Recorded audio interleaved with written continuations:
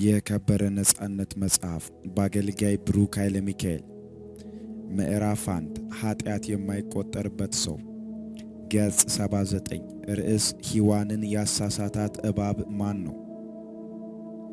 አብዛኞቻችን ካደግንበት የሃይማኖት ተቋም እባብ የተባለው እንስሳና ሔዋን ከአንድ ዛፍ አጠገብ ቆመው እያወሩ እንደሆነ ሰምተናል። እባብ እንዴት ቆሞ አወራ ለሚለው ደግሞ ሰይጣን የተባለው አካል ያለ ከልካይ ኤደን ገነት በመግባት እንስሳውን እባብ ተቆጣጥሮት ነበር ተብለናል። ይሁን እንጂ ከቀጥተኛ ንባብ አለፍ ብለን መንፈሳዊ ነገርን ስንረዳ እውነታው ከተነገረን ጋር ግንኙነት የለውም። በቅዱሳት መጻሕፍት ውስጥ እንስሳት ለሰው ማንነትና ባህሪ እንደ ተምሳሌት በመሆን በተደጋጋሚ ጥቅም ላይ ውለዋል። እባብ ማንም በማያስተውለው ብልሃት ሰው አጠገብ በመድረስና በመናደፍ ሰውን ከመኖር ውጭ አድርጎ የማምለጥ ክህሎት ያለው እንስሳ ነው። ጌታችን ኢየሱስ እባብን በመልካምና በክፉ መንገድ ሲያነሳው ይታያል። በቅንፍ ማቴዎስ ምዕራፍ 10 ቁጥር 16፣ ሉቃስ ምዕራፍ 10 ከቁጥር 18 እስከ 19። እንዲሁም የመስቀሉ ሞት ሙሴ ለእስራኤላውያን መዳን ከሰቀለው እባብ ጋር አመሳስሎታል። በቅንፍ ዘኍልቍ ምዕራፍ 21 ከቁጥር 4 እስከ 9፣ ዮሐንስ ወንጌል ምዕራፍ 3 ከቁጥር 14 እስከ 15። መጽሐፍ እስራኤላውያንን ከረዥም ዓመት በኋላ ሙሴ ለመዳናቸው የሠራውን የነሐስ እባብ ምስል ሲያመልኩ እንደነበር፣ ነገር ግን ንጉሥ ሕዝቅያስ እንደሰባበረው ይነግረናል። በቅንፍ ሁለተኛ ነገሥት ምዕራፍ 18 ቁጥር 4። መጽሐፍ ሰው በእግዚአብሔር መልክና አምሳል እንደተፈጠረ ይነግረናል። በቅንፍ ዘፍጥረት ምዕራፍ 1 ቁጥር 27 የእግዚአብሔር መልክ የሰውን መንፈስ የሚያመለክት ሲሆን የእግዚአብሔር አምሳል ወይም ምሳሌ ደግሞ የሰውን ነፍስ ይገልጻል። የሰው ነፍስ በሚታዩ ነገሮች ላይ ተመስርቶ በምክንያት ከሚያስበው የሰው አእምሮ ሐሳብን ትቀበላለች። ከመንፈስ ያልመነጨ ወይም ከመንፈስ ሐሳብ ጋር የማይስማማ የነፍስ ዕውቀት ሁሉ ከውጭ የመጣ የሰው ሐሳብ ይባላል። የሰው አእምሮ የማወቅና ለማወቅ የመፈለግ ብቃት አለው። ሰው ከተገኘበት ከመንፈስ ዓለም በነፃ ጸድቀሃል የሚል የእውነት ዕውቀት ወይም የሕይወት ዛፍ ከመንፈሱ ወደ ነፍሱ ይለቀቃል። በሌላ በኩል በሥጋ በሚታዩና በሚሰሙ ነገሮች ላይ በመመስረት የአእምሮአችን የትርጉም ክፍል ለጽድቅ የሚሆን የመልካምና የክፉ መደብ ሐሳቦችን ወይም የዕውቀት ዛፍ ወደ ነፍሳችን ይለቀቃል። በሰው ነፍስ ውስጥ የተለያየ ሐሳብ መግባት መቻሉ በእግዚአብሔር ፊት መልካም ነው።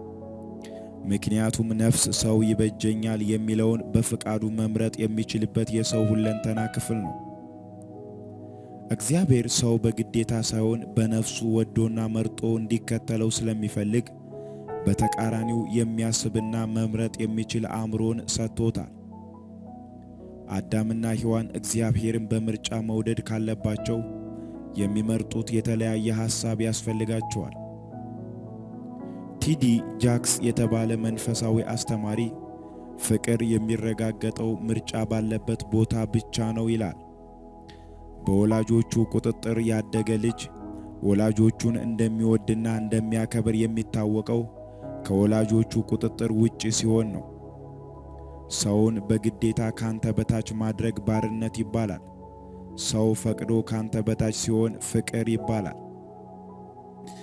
በዘፍጥረት ምዕራፍ 3 ከቁጥር 1 እስከ 3 እባብ ተብሎ የተገለጠው በሚታዩ ነገሮች ላይ በመመስረት በእውነት ላይ የተቃርኖ ሐሳብንና ጥርጣሬን የሚያመነጨው የሰው አእምሮ ክፍል ነው። ሐዋርያው በሁለተኛ ቆሮንቶስ ምዕራፍ 10 ቁጥር 5 ላይ በእግዚአብሔር ዕውቀት ላይ በትዕቢት የተነሳው የሰው አእምሮ እንደሆነ በግልጽ ይነግረናል። መልካምና ክፉን ከሚያሳውቀው ዛፍ አትብላ ተብሎ በተነገረው የእግዚአብሔር ዕውቀት ላይ የተነሳው እባብ የሚባለው እንስሳ ሳይሆን የሰው ከንቱ ሐሳብ ነው። እባብ የተባለው የሰው አእምሮ ክፍል ሁሉም መልካም ነው በሚለው የእግዚአብሔር እውነት ላይ ሁሉም መልካም አይደለም፣ ግማሹ ክፉ ግማሹ መልካም ነው የሚልን ውሸት ይፈጥራል፣ ይናገራል። መጽሐፍ በኢየሱስ ክርስቶስ አማካኝነት በእባብ ላይ የሚሆነውን ሲነግረን እርሱ ራስን ይቀጠቅጣል ይላል በቅንፍ ዘፍጥረት ምዕራፍ 3 ቁጥር 15። በዚህ ክፍል ላይ ራስን የሚለው ቃል የመልካምና ክፉ ዕውቀት ለማመንጨት የምንጠቀመውን ከንቱ ምክንያት ብለን መረዳት እንችላለን። ቀጥሎ ቃሉ እባብ ምን እንደሚያደርግ ሲነግረን አንተም ተረከዙን ትቀጠቅጣለህ ይላል። ተረከዝ መቀጥቀጥ ወይም መያዝ ምሳሌያዊ አነጋገር ሲሆን ትርጉሙ በውሸት ማታለል ማለት ነው። በቅንፍ ዘፍጥረት ምዕራፍ 25 ቁጥር 26። በዘፍጥረት 3 ላይ እባብ በሚታዩ ነገሮች ላይ ተመስርቶ ከማንነታችን ጋር በተያያዘ የተቃርኖ ሐሳብ የሚያፈልቅ የአእምሮአችን ክፍል ነው። አእምሮ ነገሮችን በጥልቀት የሚመረምርበትና መልካምና ክፉ እያለ የሚመድብበት ክፍል አለው። እንደ ሲግመንት ፍሩድና ሌሎች ዕውቅ የአእምሮ ሳይንቲስቶች አገላለጽ አእምሮአችን ንቁ፣ ክፍለ ንቁና የማይነቃ ተብሎ በ3 ሊከፈል ይችላል። ከነዚህ ውስጥ ንቁ አእምሮ ወይም ኮንሸስ ማይንድ የሚባለው አሁን እየሆኑ ያሉ ነገሮችን ከሆኑና ሊሆኑ ከሚችሉ ነገሮች አንጻር በምክንያት የሚተረጉም ወይም መልካምና ክፉ ብሎ የሚመድብ የአእምሮአችን ክፍል ነው። በዘፍጥረት 3 ላይ ሙሴ እባብ ብሎ ያስቀመጠው አካል ይህንን የሰው አእምሮ ክፍል እንደሆነ መረዳት አያስቸግርም። ሙሴ የግብፅ ፈርዖን የልጅ ልጅ ተብሎ የግብፅን ጥበብና አነጋገር ተምሮ ያደገ ሰው ነው። በቅንፍ ሐዋርያት ሥራ ምዕራፍ 7 ቁጥር 22። ታሪክን ስናጠና በግብፅ ጠቢባን ዘንድ እባብ ከምክንያታዊ አስተሳሰብና ጥልቅ ጥበብ ጋር ተያይዞ ይነሳል። እባብ በአንድ በኩል ፈውስንና መድኃኒትነትን ለመወከል ሲያገለግል፣ በሌላ በኩል አታላይነትን፣ ገዳይነትንና መሰሪነትን ሊወክል ይችላል። እዚህ ላይ ይህንን በሚገባ መረዳት አለብን። አእምሮአችን ነገሮችን የሚመዝነው ከመንፈስ ብቻ ሳይሆን ከምድራዊ አተያይም በመሆኑ መልካምና ክፉ ብሎ የሚመድበው ነገር ሁሉ እውነት ሊሆን አይችልም። በመሆኑም አእምሮአችን በስሜት ሕዋሶቻችን ላይ ተንተርሶ የሚያመጣቸው ምክንያቶችና የመልካምና የክፉ መደቦች በመንፈስ ማጣሪያ እውነትነቱ መጣራት አለበት። ወደ አእምሮአችን የገባ ከመንፈስ አመክንዮ ጋር የማይጣጣም የሥጋ አመክንዮ ዕጣ ፈንታው መውደቅ ነው። በቅንፍ ሉቃስ ምዕራፍ 10 ቁጥር 18። ሐዋርያው በሁለተኛ ቆሮንቶስ ምዕራፍ 10 ላይ በአእምሮ ውስጥ ምሽግ የሚባል ቦታ አለ ይለናል። ያ ቦታ በሚታዩና በሚሰሙ ነገሮች ላይ ተመስርቶ ከእግዚአብሔር ሐሳብ ጋር ተቃራኒ የሆኑ ምድራዊ ሐሳቦች የተቀመጡበት ቦታ ነው።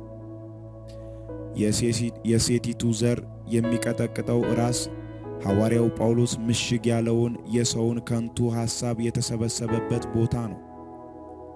በቅንፍ አንደኛ ዮሐንስ ምዕራፍ 3 ቁጥር 8። ኢየሱስ ወደ ምድር የመጣው በእግዚአብሔራዊ የጸጋ ዕውቀት ላይ የተነሳውን አዳማዊ የሕግ አስተሳሰብ ለመቀጥቀጥ ነው። ይህ ጻድቅ ባሪያዬ በዕውቀቱ ብዙዎችን ያጸድቃል ተብሎ በኢሳይያስ እንደተነገረው ነው። በቅንፍ ኢሳይያስ ምዕራፍ 53 ቁጥር 11። ኢየሱስ እንስሳውን እባብ የማይቀጠቅጥ ከሆነ ሔዋንን ያናገራት እንስሳው እባብ እንደሆነ ማሰብ የለብህም። በዘፍጥረት ምዕራፍ 3 ቁጥር 14 ላይ እግዚአብሔር እባብን በደረትህ እየተሳብክ ትሄዳለህ በማለቱ እንስሳው እባብ ከዚያ ቀድሞ እንደሚራመድ እንድናስብ ሆነን ነበር። እንዲሁም እባብን እርገጡ ከሚለው ቃል ተነስተው እባብ ሲያዩ ለመግደል የሚሯሯጡ ብዙ አማኞች አሉ። እባብ ሰውን ለመንደፍ የሚሆን ጎጂ መርዝ በውስጡ ስላለ በመኖሪያ አካባቢ ሲገኝ ቢገደል ምንም ችግር የለውም። ነገር ግን ግድያውን ከመጽሐፍ ቅዱስ ጥቅስ ጋር ማያያዝ የተሳሳተ ነው። ለሰው ሕይወት አደገኛ የሆነ እንስሳ እባብ ብቻ አይደለምና። መጽሐፍ እግዚአብሔር እባብን ይህንን ስለሰራ በሕይወትህ ዘመን ሁሉ በደረትህ እየተሳብክ ትሄዳለህ፣ አፈርም ትበላለህ እንዳለው ይነግረናል። በቅንፍ ዘፍጥረት ምዕራፍ 3 ቁጥር 14። ይህ ቃል የእባብ ቀድሞ ተራማጅነትን የሚያመለክት አይደለም።